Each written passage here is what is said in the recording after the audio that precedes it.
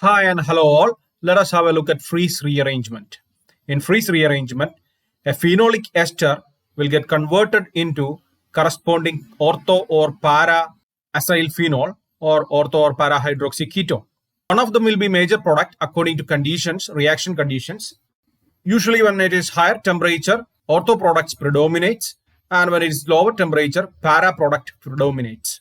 As the polarity of the solvent increases, para product predominates.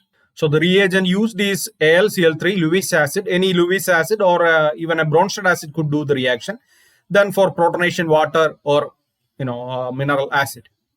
Ortho product is the thermodynamic product, while para product is the kinetic product. Thermodynamic product is the most stable product. This is more stable because AlCl3 can coordinate with both oxygens here. And para product forms faster. So this is kinetic product and this is thermodynamic product.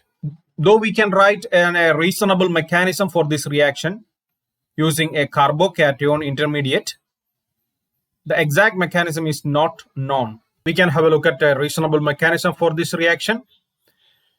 The oxygen lone pair can react with the Lewis acid. The Lewis acid is electron deficient and this lone pair can interact with this Lewis acid. We can show that through a curved arrow like this. So this arrow means the two electrons in this oxygen is going to stay in between this oxygen and this aluminum. That means there is going to be a new bond between this oxygen and aluminum, which also means oxygen is losing one electron to aluminum. So oxygen will have a positive charge. So this lone pair of electrons is going to be in between this oxygen and this aluminum. So that is, we can represent it like that. This is actually represented with a straight line, means a bond, a chemical bond. Two electrons in between two nuclei of equilibrium distance is known as a chemical bond, covalent bond. We can represent it like that. We don't want that dots there now. But when you see these dots, when you see this electron in this bond, one electron belongs to aluminum, one electron belongs to oxygen. That's how we assume to assign formal charges.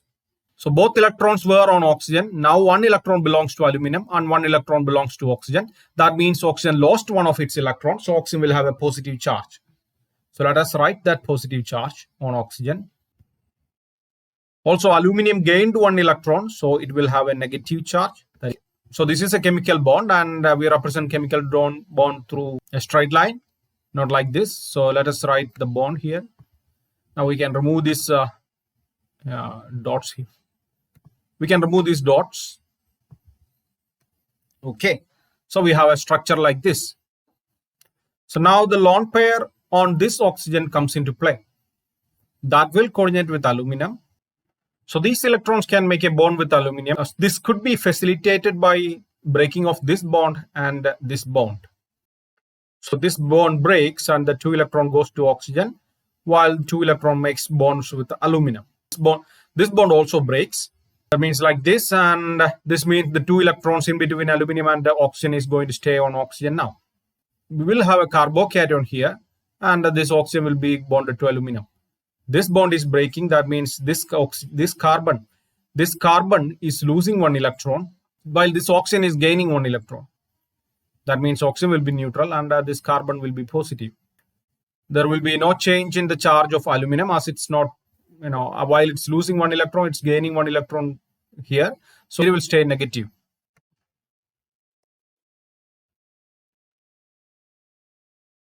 This particular arrow means this bond is breaking. So let us show that. And obviously this H is an autocorrection, that's really not there. So this arrow means these two electrons are going to stay in between this oxygen and this aluminum. Let us show that as a bond. That is a bond. So let's show it there like that. Okay. Now this arrow means this bond is breaking. As this bond is forming, this bond is breaking. So let's just do that too. So that H there is also an autocorrection. Let me remove that. And this oxygen is neutral now. This carbon is positively charged as it lost one of its electrons. So that carbon will be positively charged species. This one will be a positively charged species. So this is a carbocation. So what we have is a carbocation like this. Now this carbocation is resonance stabilized. We can show the resonance too here. So we can write a resonance structure like this for acyl carbocation. Now this carbocation can react with this aromatic ring in an electrophilic aromatic substitution reaction. So thus an electrophilic aromatic substitution can happen here. This could happen at the ortho position or para position. Let me show it at ortho position. So this lone pair can come here. That means there's going to be a new bond between oxygen and this carbon, that is indicated by this curved arrow, while this pi bond breaks and this attacks the carbocation here. And there's going to be a new bond between this carbon and this carbon. Let us show that. So this curved arrow means there's going to be a new bond. That means these two electrons are going to stay here. At the same time, this bond will break and form a bond here. Let us show that. This is forming a bond here. So we can move these electrons and this curved arrow. And there is going to be a bond here at the expense of this pi bond. Now let's move the curved arrow also, and there will be no charge here. Charge will be on this oxygen.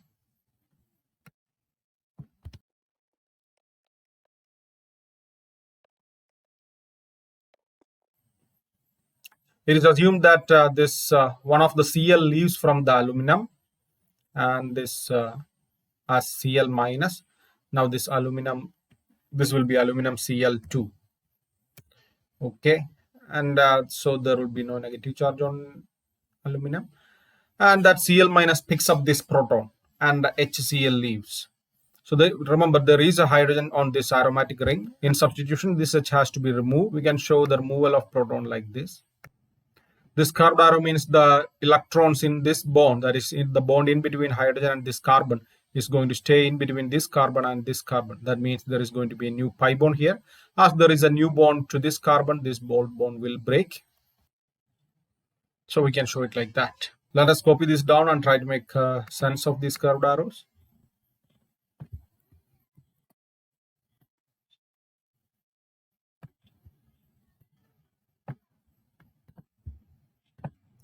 This arrow means the two electrons in this bond is going to break, and two electrons will stay here.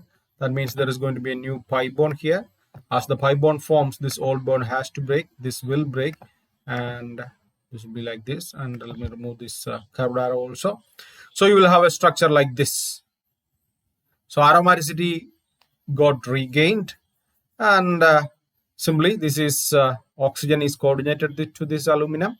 Simply adding water or H plus, you can remove this AlCl2, and H will be here. That means this phenol. So let's show the addition of water, or it could be a mineral. It could be H plus, that is a mineral acid. So when you add water, this will get removed, and so basically you will have a phenol species like this. So let us go over this mechanism once again. So in freeze rearrangement, this oxygen get coordinated with the aluminium Cl3, which is the Lewis acid here. It could be a Bronsted acid also.